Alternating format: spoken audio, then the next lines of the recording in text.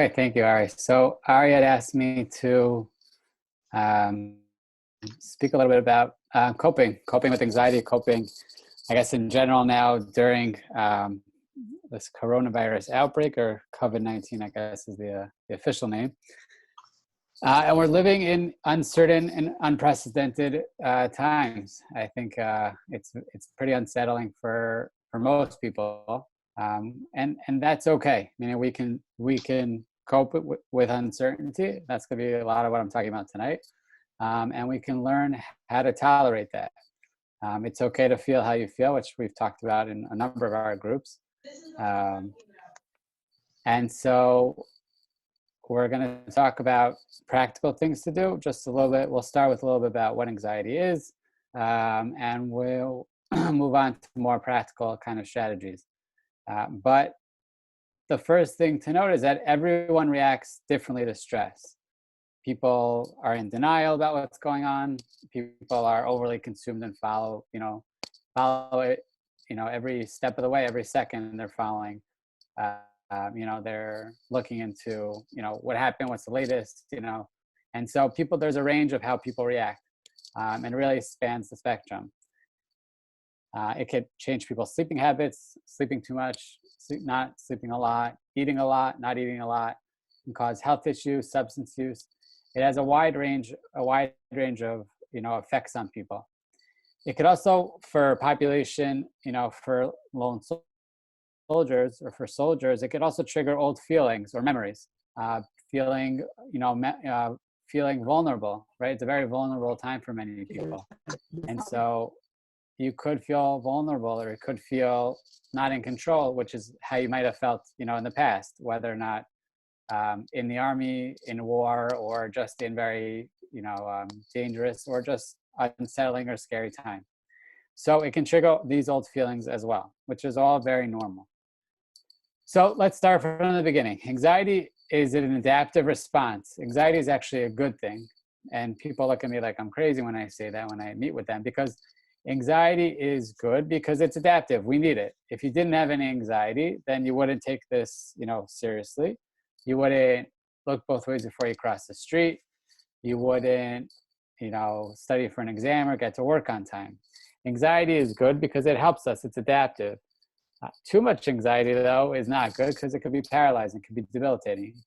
Curl up in bed and never leave your house because it's too much. But not enough anxiety, it's not good either. And so we want to find a moderate amount of anxiety, or a medium level, or a better balance, so that it's not paralyzing, but it actually helps us function. And so that's always the struggle, is to find, the right amount where it's enough to motivate, but not enough to debilitate or to paralyze. Ari, does anybody see anything? Because I'm not seeing anything. Yeah, we all see everything works. You all see everything? Okay. I'm just looking at a bunch of names in a black screen. But I'll just talk to myself. That's okay.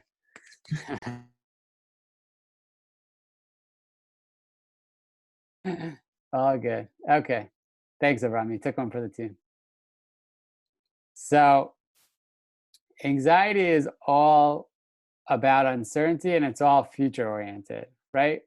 Phobias are more in the moment. You're scared of dogs, scared of driving, you're scared of certain things, right? That's all present tense. That's all in the moment. But anxiety is all future oriented, and it's all about uncertainty, which in a time like this makes a lot of sense. People are just not sure about what's going to be. They're not sure about what's going on. And there's a lot of uncertainty, a lot of uncertainty going around. And the goal is not to get rid of all your anxiety or your nervous thoughts or your feelings, because that's impossible. It makes sense that we're worried. It makes sense that we're concerned. That's not what we should be striving for. What we should be striving for, and the goal is actually to learn how to change your response to them. So it's allowing for yourself to feel the way you feel, not denying it. Denying the way you feel is only going to exacerbate it, and it's only going to make it worse. And so allowing yourself to feel the way you feel, it makes sense that you're nervous, you're scared, you're worried, you're sad, whatever you're feeling is normal. It makes sense. And allowing for yourself to feel however you feel is actually going to help you deal with it, because you're feeling the way you feel. And if you deny it, it just compounds it. So you're not actually dealing with the way you're feeling. You're feeling it anyways. And by denying, you're not actually learning how to manage it. So allow yourself to feel the way you feel. It makes a lot of sense. And don't deny it if possible. The other thing is you want to be able to, as much as you can, keep things in perspective, right? You want to know your facts and stay away from misinformation. There's a lot of misinformation going around, right? I'm on the WhatsApp group and there's a lot of misinformation, a lot of conspiracy theories. There's a lot of stuff going on. Some of it's true, some of it's not. But it's important to know what's real information. And I agree that it is very challenging to get real information. There's a lot of sources, but not a lot of, it's very difficult, at least in my opinion, to find real good information. But having good information is important, and having the right information. There's a saying, panic sells and calm saves. And as a soldier, I imagine you can relate to that.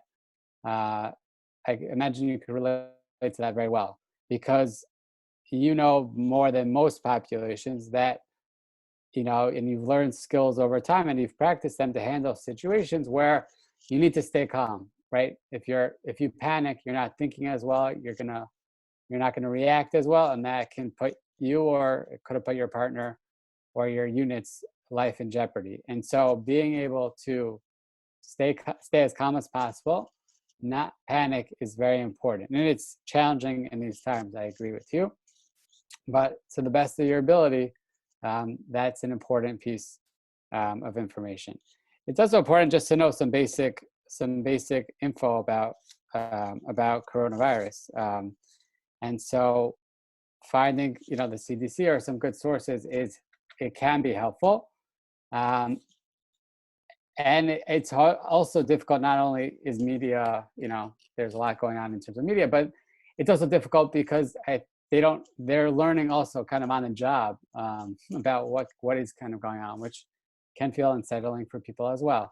And so it's important to speak to people who do know what they're talking about, speak to people who are responsible, and to follow, the CDC or some basic agency, what they recommend. Things that one can do is to focus on what you can control, right? Focus on taking care of yourself, focus on hand washing as they're recommending, or focus on things that are more in your control. There are lots of things that are out of our control, which is, I think, why people are pretty worried. But focusing less on what you can't control and focusing more on what you can control will give you some agency in a time where it feels like there isn't much agency. Take a break from the news and social media. There's a lot of information and things are changing by the second. It can feel very overwhelming. You're getting bombarded with WhatsApps or texts or checking, websites or social media or Facebook, whatever it is. Every second things are changing, and it can feel, very overwhelming. I would encourage you, and I've actually done this with myself. I check, I'll check a few times throughout the day, but it's too much. It's kind of this constant bombardment, which it feels like it's too much for many people. And so I would encourage you to take a break from the news, from social media. And some of you might be quarantined, some of you might be isolated or trying to stay away from people, which I would definitely recommend. But you can connect with friends, with family, fellow lone soldiers. Technology is a wonderful thing. Zoom is a wonderful thing. FaceTime or calling or old-fashioned, just pick up your telephone.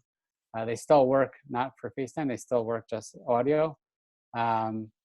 So call somebody, text somebody, connect with family, with friends, people you haven't spoken to in a while. Lots of people are looking for things to do. So that's something that might, that can help as well. If you're not quarantined, or even if you are quarantined, staying on your property, but going outside, I would really strongly encourage people to stay away from people, which is what they're trying to do. But if you have a backyard, or if you can walk to your corner, or just go for a walk, just not around people, that is something that can feel good, to get some fresh air, to get out. but please take caution around other people, and trying to continue to enjoy life as much as you can. You're allowed to enjoy. Obviously, the world is in a little bit of chaos right now, but you're still allowed to enjoy. You're still allowed to do, whatever can give you pleasure. I would encourage you to continue doing those things, obviously responsibly and obviously not jeopardizing your health of other people.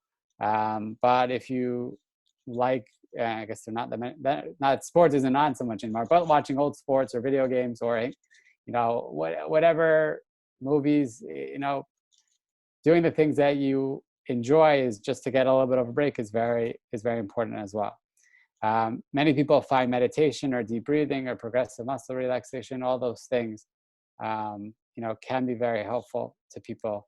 What's called diaphragmatic breathing or belly breathing can be very helpful. Another thing that we've talked a lot about in terms of when we've met as a group is keeping a structured daily routine to stay busy. For many people, that's difficult if they're home inside. For other people, it can be if they're not working right now because of what's going on. But even if you are home, even if you're out of a job, keeping a structure, keeping a daily routine to stay busy is extremely important. Being home all day long with nothing to do or kind of not having any sense of what's going to be can feel very unsettling and can be very, very difficult. So even if you are home and not working, or even if you're home working from home, keeping a structure, keeping a daily routine is very, very helpful. For if anyone has kids and they're home stuck with them as well, this can be really, really important. My kids are stuck at home right now. We actually created a schedule for them. We printed it out. We decked it all out, and they woke up this morning. They were really, really happy, and it actually helped a lot. They had a schedule. They don't always follow the schedule, but at least there's some structure. There's some semblance of normalcy for them, for you. But I would encourage adults as well to keep a schedule as much as you can, map things out, create goals. It's a time, it's a very unique time. And we were talking about perspective a little bit before, but it's a very unusual time, but it's a very unique time that many people have time now, which is not something that some of us are familiar with. And so being able to use that time for things that they haven't been able to do, or have had projects they've always wanted to do, or talk to people they've always wanted to talk to, or have time just to slow down a little bit. It is unsettling, and that maybe that's an overly optimistic way of looking at things right now, but we have an opportunity to use time for things we might not have had previously. So I would encourage people to think about it. Game plan. Think about, what would you like to use your time with? Set goals. Goals are important. When you set a goal, we've talked about what's called SMART goals. Right? There's an acronym, SMART goals, and you want to be specific. It's got to be something specific. To say I'm gonna, write or I'm gonna do a certain project. It's got to be a certain project. It can't just be I'm gonna do chesed, or I'm gonna do this, or I'm gonna make money. It's got to be something specific. It's got to be something measurable. Can you measure it? Meaning, is it accomplishable? Can you say, yes, I've accomplished this, or no, I haven't accomplished this? It's got to be something that you can measure. It's got to be something that's attainable and realistic. It's got to be something that that you can achieve. If it's, running a marathon, but you're quarantined, at home and you don't have a treadmill, then that's not realistic. You're not going to attain that. And it's got to be something time bound. It's got to be something that has a certain specific time. And those are good ways of knowing whether or not this is an accomplishable. This is a good goal, where something specific, it's concrete, you can measure it, it's realistic, and it's time bound. Other things to do are volunteering your time to help others. Giving actually is a way of actually helping us. It helps you out more. And so many elderly people are home, scared to go out. Many people are in compromised states, whether they're not working or they're limited to some extent. So being able to help other people out at a time like this can feel very rewarding, and can feel, that can be something that might help you feel better as well. Another thing we've talked about a lot in the past is reaching out to people, especially lone soldiers or old friends. People are typically, they're home, or they're trying to stay away, and isolating, which can feel very depressing or can feel very unnerving. But reaching out, having somebody reach out to you it makes people feel good, but it also can help connect other people together as well. Um, so these are some things that can be, that are important, that can help you. It can help other people. I can't stress enough the really just staying away from other people. I work in Borough Park, where I'm sure many of you heard that today was not a good day there, where they've had a ton of cases. I can't stress you enough just to stay away. You might not be worried about yourself, but there are many people who are in compromised states, or there are many people who it's fairly or very dangerous for them. So I think it's our social responsibility to try to help everybody by staying away and isolating, as they're all saying, which makes things a little difficult or can make things more stressful. But that's why being able to reach out to people, helping other people, having a schedule, having a structure, getting outside a little bit just for some fresh air is great. Connecting with friends, family. Don't watch the news all the time. You'll find out, check once in a while. Don't every beep and, every WhatsApp group is sending out, this and that, and this happened. A lot of it is not true. Some of it's true, obviously, but a lot of it is not true, which doesn't help the situation. So getting accurate facts is important. Having a support network and honoring the way you feel. I think it's okay to feel anxious. It makes sense to feel anxious. It makes sense to feel unsettled, or these are all normal feelings, and being able to and honoring those feelings is a way actually to help you move past them. Denying them is only going to exacerbate it. It's only going to make it worse. But allowing yourself to feel that. Also recognizing that these feelings might trigger old feelings, whether from your service, whether or not from another time in your life, and that makes sense. But I do feel that as going through what you've gone through in terms of your training, in terms of the military, you're a population that's prepared for this. Calm, like I said before, panic saves, calm, panic sells, calm saves. I think really applies to each and every one of you.